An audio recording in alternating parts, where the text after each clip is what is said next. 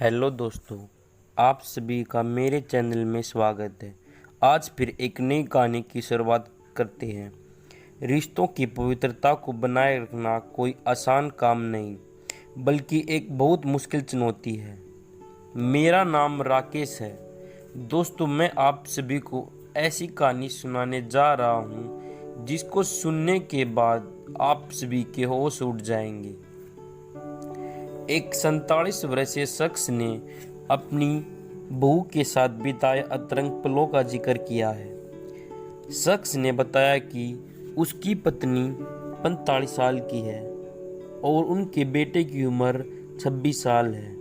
शख्स ने बताया कि उनका बेटा जब अपनी 23 वर्षीय पत्नी को लेकर घर आया तो वह उसे देखकर बेसुध हो गया।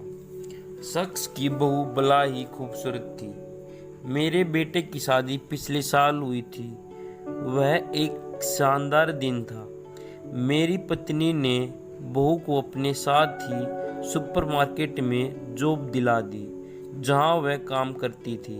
हम कुछ महीने पहले अपने भतीजे की शादी में गए थे और एक होटल में ठहरे थे। मेरी पत्नी और बेटा जब सोने के लिए चले गए थे तो मैं अपनी बहू के साथ बार ड्रिंक्स लेने चला गया।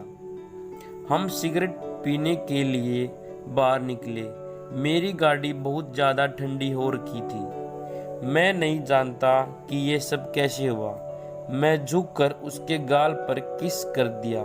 मेरे किस करने के बाद मेरी बहू ने मुझे होठों पर किस किया, जिसके बाद हम दोनों ने कार की पिछली सीट पर सेक्स भी किया। सेक्स करने के बाद हमने एक दूसरे से वादा किया कि अब हम दोनों के बीच ऐसा कुछ नहीं होगा और ये राज की बात सिर्फ वो दोनों के बीच रहेगी। मेरी बहू मेरे बेटे से बहुत प्यार करती है और वह हम नहीं चाहते कि हमारे बीच जो कुछ भी हुआ उससे किसी को बुरा लगे। शख्स ने आगे बताया, बहू के साथ सेक्स के कुछ महीने बाद मेरा बेटा आया और बोला कि वो हमें एक अच्छी खबर देना चाहता है। चेहरे पर जबरदस्त मुस्कुराहट लिए मेरे बेटे ने बताया कि उसकी पत्नी प्रेग्नेंट है।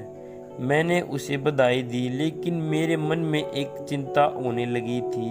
फिर मैंने अपनी बहू से उसके पीरियड्स को लेकर बातचीत की, जिसके बाद उसने बताया कि उसके पेट में पल रहा बच्चा मेरा ही हो सकता है। बहू की इस बात को सुनने के बाद मैंने उससे कहा कि मैं अपनी पत्नी को छोड़कर अब उसके साथ ही रहना चाहता हूँ। हालांकि मेरी बहू को इस बारे में कुछ नहीं मालूम था कि उसे अपनी ज़िंदगी में क्या चाहिए। अगले दिन मैंने अपनी पत्नी से कहा कि मैं उसके साथ रिश्ते तोड़ रहा हूँ। मैंने अपना सामान बैग में रखा और घर छोड़कर निकल गया। ये सब कुछ अचानक हुआ और मैं भी नहीं जानता था कि आगे क्या होने वाला। आप सभी को यह छोटी सी कहानी पसंद आई तो चैनल को लाइक और सब्सक्राइब करें। धन्यवाद।